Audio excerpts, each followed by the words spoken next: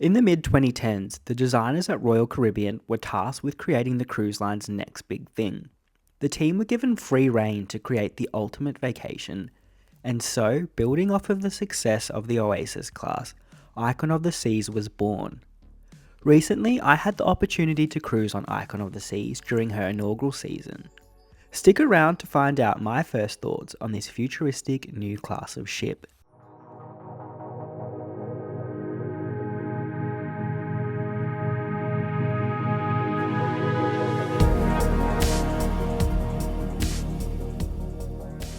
Hello and welcome back to Good Ship Cruising. It's me, Jed, your trusted cruise ship guide, and today we'll be taking a look at the supremely impressive Icon of the Seas. And I'll be sharing some of my first impressions with you as well. In the lead up to Icon's debut in 2024, Royal Caribbean launched a promotional assault on the media, promising an unrivaled holiday experience. After months of anticipation, it was finally my turn to see if the hype was worthwhile after all. With all of the glitzy advertisements fresh in my mind, I set off from Melbourne, Australia and made my way to Miami. Eagerly arriving at Royal Caribbean's flagship terminal in Miami, I was not disappointed.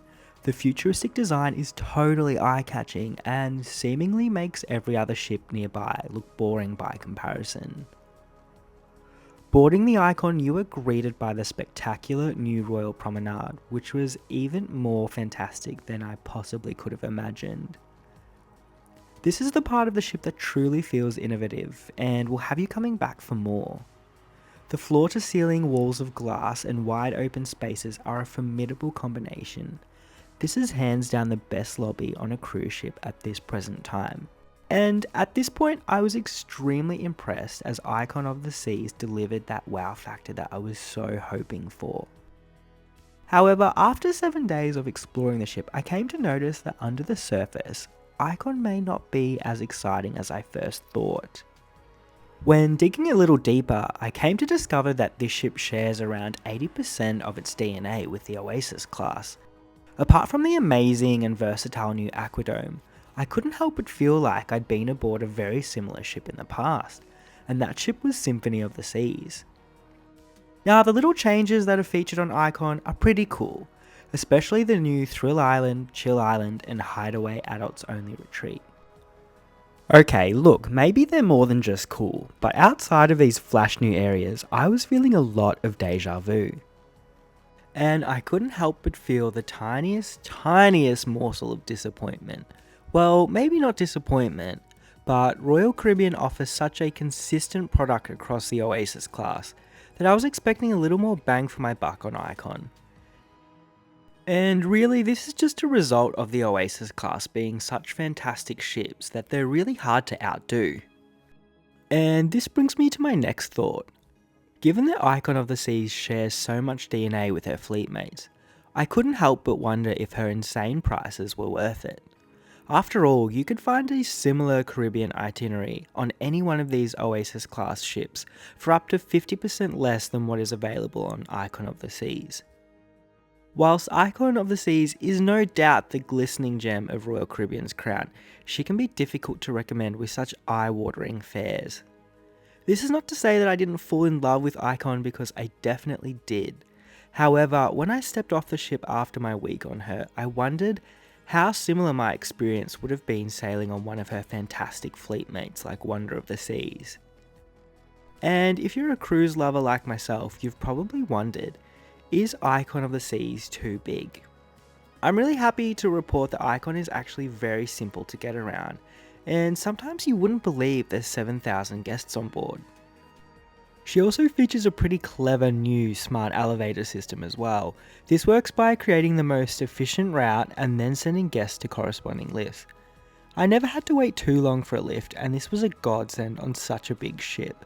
It's also really cool to note that the naval architects have very cleverly designed Icon of the Seas.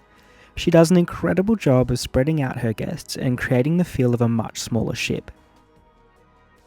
Additionally, the amount and variety of seating scattered around Chill Island and the Hideaway areas is also industry leading. And trust me, this is very handy when 7,000 people are looking for sun lounges on a sea day. And in fact, I would say Icon feels smaller than her Oasis class counterpart, purely because of the new layout of the superstructure and the lack of those giant interior elevator atriums found on other RCL cruise ships.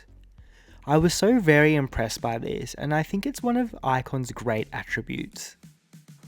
And as a side note, the pools and water park do get busy on sea days, but this was no worse than any other ship I've been on, and it's definitely not a detractor in my opinion. Icon of the Seas is jam-packed, and I would have loved to spend another week on board to really soak things in. And I'm sure you'll feel the same way too if you ever find yourself on board Icon or one of her new sister ships. So is Icon overhyped? Yeah, maybe just a little bit, but the features that make her stand out are so spectacular, you'll want to be coming back for more, I'm sure of it. And is Icon overpriced? Well, that depends. If you're into the latest and greatest and don't care about itineraries, then I think Icon of the Seas will be worth every cent. However, if flashy pearl staircases and water parks aren't your thing, I would suggest exploring your options on some other fantastic ships in the Royal Caribbean fleet. And finally, is Icon of the Seas too big? Well, hand on heart, I have no problem recommending Icon of the Seas to people who might be apprehensive about the size.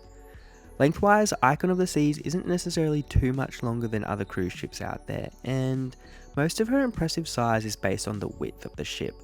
Combine this with the excellent layout and new smart elevator systems, the ship is a dream to get around. I personally had the time of my life on board Icon of the Seas, and I'm looking forward to the day I'm back on board. And if Icon fits your budget and your itinerary needs, I have no problem recommending this absolute marvel of a ship to you. Thank you so much for stopping by Good Ship Cruising today. It's been my pleasure, and I look forward to seeing you all very soon. And if you like this video, please feel free to hit that subscribe button or even just leave a like and comment. See you next time.